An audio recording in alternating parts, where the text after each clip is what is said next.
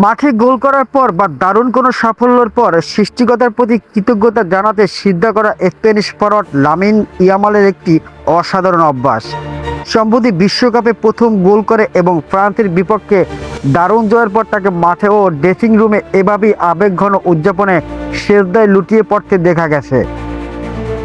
তার এই সিজদা দেওয়ার বিষয়টির সাথে গভীরভাবে জড়িয়ে আছে তার শিকড় ও ধর্মীয় বিশ্বাসের গল্প।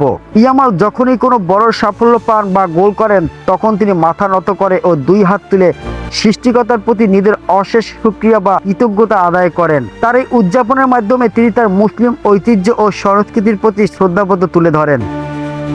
বিশ্বমঞ্চে নিজের অসাধারণ পারফরম্যান্সের পাশাপাশি নিজের ধর্মীয় বিশ্বাস ও ঐতিহ্যকে কখনই আড়াল করে না লামিন ইয়ামাল। বিশ্বকাপের সেমিফাইনালে ফ্রান্সকে 2-0 গোলে হারিয়ে 16 বছর পর বিশ্বকাপের ফাইনালে জায়গা করে নিয়েছে স্পেন। মিকেল ওয়ারসাবাল এবং পেদ্রো পেরোর দুর্দান্ত গোলে ফরাসিদের হারিয়ে এই অবিস্মরণীয় জয় তুলে নেয় স্প্যানিশরা। 2026 সালের ফিফা বিশ্বকাপের প্রথম সেমিফাইনালে ফ্রান্সের বিপক্ষে মাঠে নেমে শুরু থেকেই নিজেদের নিয়ন্ত্রণ বজায় রাখে স্পেন। প্রথমার্ধের একটি পেনাল্টি থেকে গোল করে দলকে এগিয়ে দেন মিকেল ওয়ারসাবাল।